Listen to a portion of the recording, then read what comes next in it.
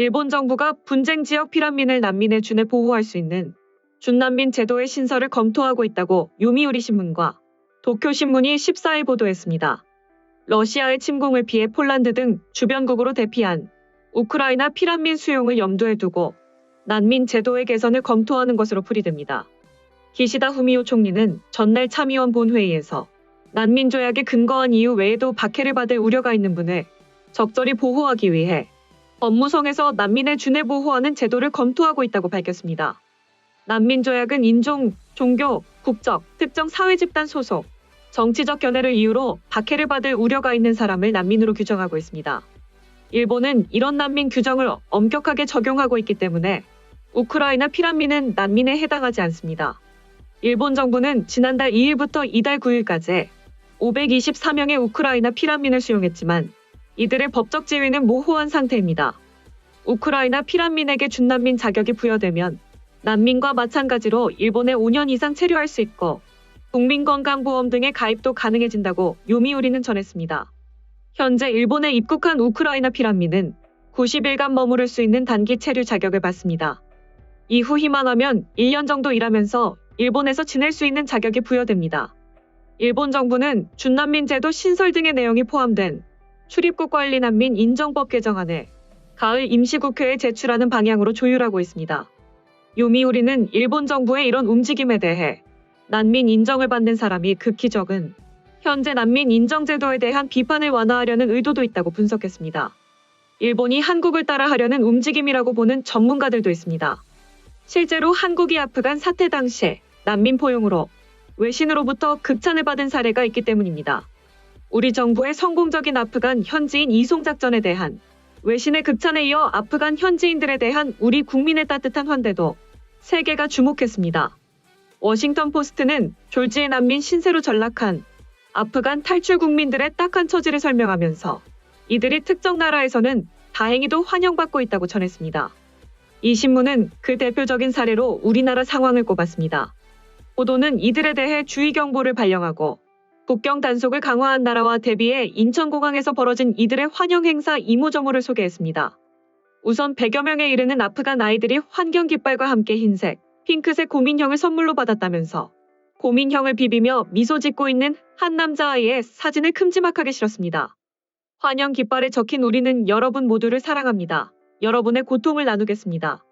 편안히 머무세요 등 글귀도 자세히 소개했습니다. 이어 한국 정부가 이들을 난민이라는 말 대신 특별공로자라는 별도의 이름으로 부른다며 외국인 혐오를 막기 위해 고원한 배려라고 긍정평가했습니다. 또 이들이 90일짜리 단기 체류 비자를 받았지만 앞으로는 장기 체류 비자로 변경될 것이라는 국내 언론 보도도 소개했습니다. 이와 함께 이들이 한국에 도착하자마자 코로나 검사를 받고 2주간 격리된다는 소식도 곁들였습니다. 코로나 방역 선진국에 입국해 그 또한 다행이라는 의미로 읽힙니다. 신문은 미라클 작전도 함께 소개하면서 문재인 대통령이 아프간 협력자들을 도울 도덕적 의무가 있다고 말했다고 전했습니다. 이러한 걸 일본도 이루고 싶은 눈치입니다. 이에 대해 정치 전문가들은 한국이 부러웠던 일본이 한국과 똑같이 행동하려고 하는 모습이다라며 그런데 정작 일본은 일본 내법에 의해 여러 가지 제약이 따른다. 전 세계 네티즌들도 억지로 따라하려는 모습에 이게 한국을 따라하는 거냐며 오히려 한국이 나서야 한다고 말하고 있다고 전했습니다. 다음은 해당 소식을 접한 일본 네티즌들의 반응입니다. 애당초 경제 제재를 발동한 시점부터 눈엣 가시로 여겨지고 있다. 게다가 일본이 경계해야 할 국가는 러시아뿐이 아니다. 중국도 있고 북한도 있다. 일본만 가지고는 맞설 수 없다. 그런데도 아시아 중에서 가장 적대국 현지 부근에 근접한 것은 일본뿐. 아무래도 해외에서 자위대를 모집하고 있다는 뜻이죠. 우크라이나 생각으로 가득 찬 러시아라면 이미 자위대와 미군이 대치하고 있으나 만약 자위대라도 되돌려보내지 않으면 일본은 중국과도 싸울 수 없습니다.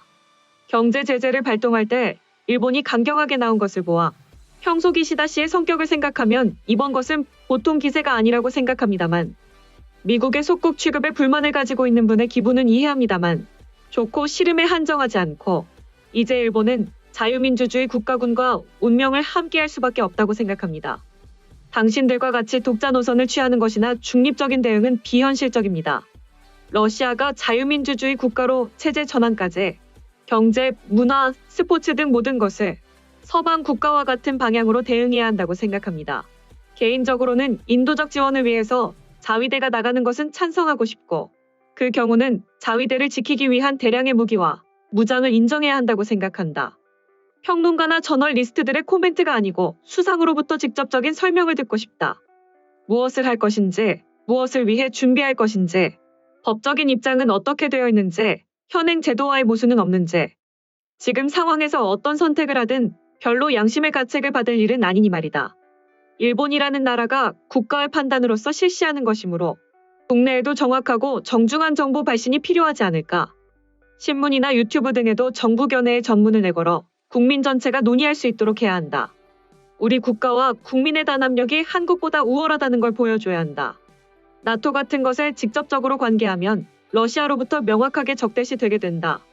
애초에 서방 국가들의 군사 동맹에 근접해도 거리적으로 봐도 일본에는 아무런 메리트가 없다. 일본이 중국과 전투 상태에 들어갔을 때 나토가 움직여줄 리 없다. 나토 제국에 있어서 아시아가 어떻게 되든 그저 강 건너 불구경이다. 아예 모른 척하는 경우가 많고 그 중에는 GNP 2위의 경제국가인 친중적 태도를 취하는 나라도 있을지 모른다. 미국은 웬만한 지원은 해주겠지만 나머지는 잘 모르겠다. 늦은 대응을 했음에도 이런 기사가 나오는구나. 역시 한국이 옳았다며 조화할 모습을 생각하니 분노가 치밀 뿐이다. 일단 다른 국가를 먼저 앞세워 어떻게 되나 반응을 보고 그 다음에 움직일 생각을 했겠지. 어쩌면 이웃나라가 움직이기 전까지 그들은 계속해서 가만히 있었을지도 모른다. 같은 조직에 속한 일원이 본인 피해 감수에만 급급한데 이런 나라가 동맹국이라고. 일본의 금년도 방위비는 GDP의 1%를 밑돌고 있지만 PKO 활동과 해보의 경찰 활동에 관한 예산은 과거 최대급으로 책정되어 있습니다. 아마 이번 우크라이나 사태를 이미 예상하고 있었던 것이 아닐까 생각합니다. 일본도 해야 할 일은 확실히 하고 있다는 증명입니다. 반면 한국은 뭐 하고 있는 걸까요? 나토와의 관계를 깊게 발전시키고 싶은 일본의 의지의 강도를 나타내는 혹이라고 생각한다.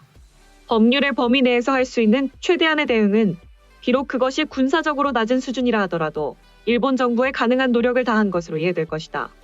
그 나라는 눈치를 보느라 결정을 하지 못하고 계속해서 시간을 끌었다. 일본이나 다른 나라들이 대응하는 동안 한국은 검토 중. 상황이 점점 심각해지고 전쟁이 끝난 후의 대가를 치를 것이 두려워 그제서야 반응했지. 아마 더 늦게 대응했다면 러시아는 물론이고 서방 국가들에게도 배신자로 기억됐을 것이다. 국익을 따져봤을 때 제재에 동참한다는 것이 신중해야 함은 어느 정도는 이해하지만 한국은 지나치게 결정하는데 너무 오랜 시간을 허비했다. 결정 시간이 길면 길어질수록 동참의 의미가 자율이 아닌 강제성에 의한 것이 돼버려 어떠한 행동을 하더라도 긍정적 평가를 받기는 쉽지 않을 것. 현재 일본은 동맹이라는 입장으로 일단은 한국과 겉으로는 우호 관계를 유지하고 있다만 솔직히 말하자면 결단과 추진력 모두가 부족해 보이는 이 나라에게 등을 맡길 수가 없다. 적대 국가에게 협박이든 돈을 받든 어떠한 이유로 분명 동맹 유지에 큰 장애물이 될까 조심스러워진다.